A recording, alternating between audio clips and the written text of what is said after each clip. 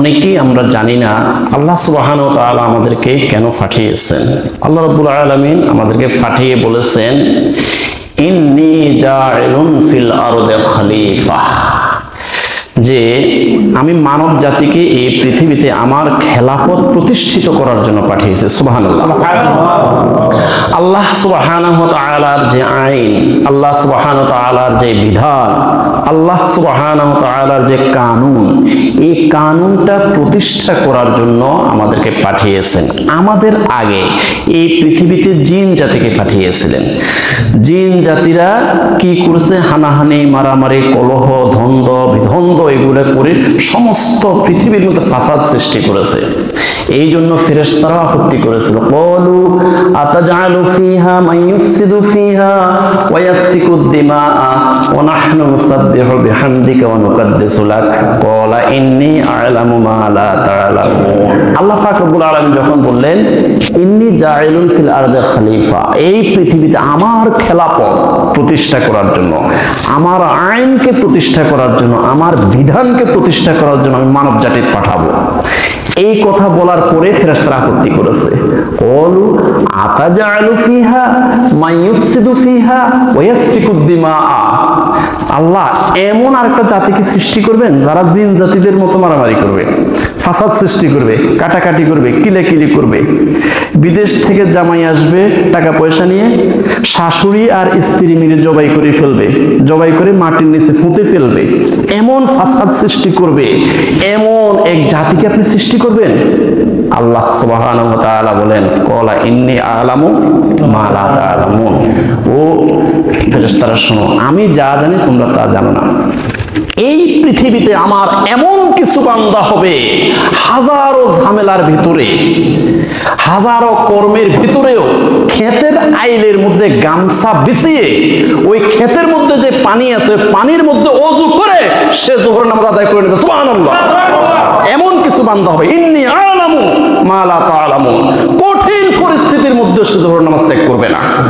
কোন শীতের মধ্যেও, যে শীতে বাঘ পর্যন্ত কাঁপে, এমন শীতের মধ্যেও আমার কিছু বান্দা হবে তারা ফজরের নামাজ ত্যাগ করবে না। ক্বালা ইন্নী আ'লামু মা লা তা'লামুন, আমি যা জানি তোমরা তা জানো না।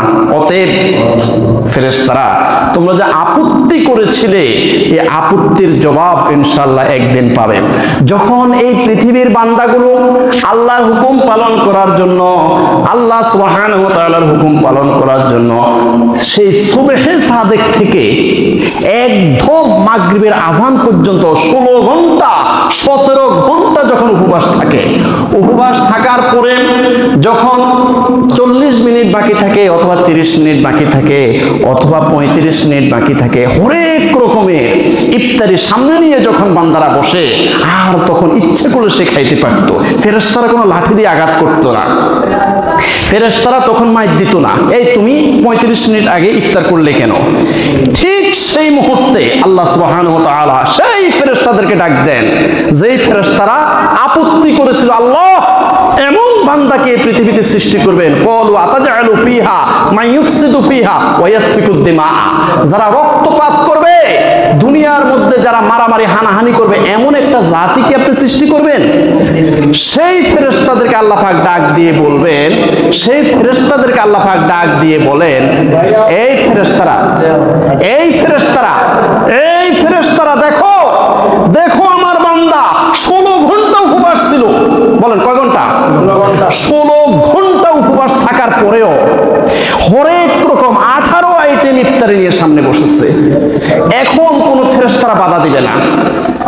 বাধা দেওয়ার জায়গা এই দুনিয়া নয়, এই দুনিয়া বাধা দেওয়ার জায়গা নয়।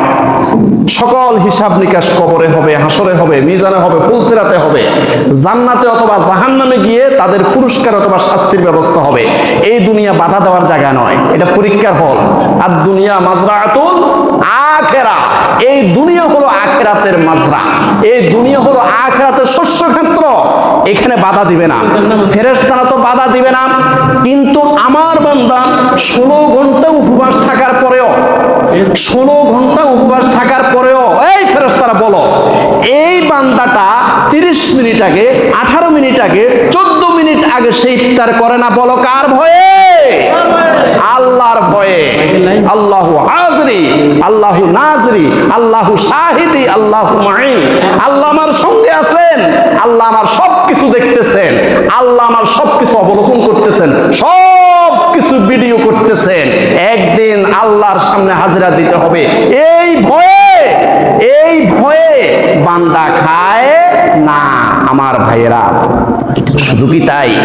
শুধু কি তাই? ফেরেশতাদেরকে আবার ডাক দিয়ে বলে, আচ্ছা বান্দা বলো তো, আচ্ছা এই ফেরেশতারা, এই যে আমার বান্দা 16 ঘন্টা 17 ঘন্টা উপবাস ছিল, 16 ঘন্টা 17 ঘন্টা উপবাস ছিল, সে যদি ঘরের দরজা বন্ধ করে খাইতো, সে যদি ইরি ক্ষেতের মধ্যে যাইয়া পাউরুটি খাইতো, কলা খাইতো, সেখানে কি দুনিয়ার কোন মানব জাতি কি দেখতো?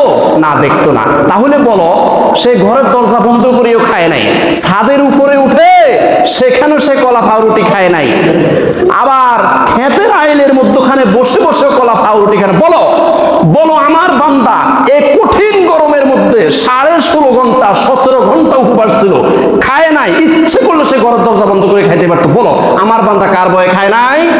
আল্লাহর ভয়ে। ইন্নী আ'লামু মা লা তা'লামুন। ও ফেরেশতারা শোনো, আমি যা জানি তোমরা তা জানো না। আমার বান্দারা এই পৃথিবীতে দিন কায়েম করার জন্য রাত দিন 24 ঘন্টা পরিশ্রম করবে।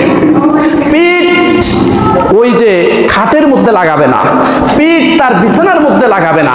সকালে সে প্রোগ্রাম করবে, বিকালে অনুষ্ঠান করবে, এরপর রাত্রে প্রোগ্রাম করবে, সারা রাত সে জার্নি করে আল্লাহর জমিনে আল্লাহর দিন কায়েম করার জন্য। এমন বান্দা এই পৃথিবীতে হবে।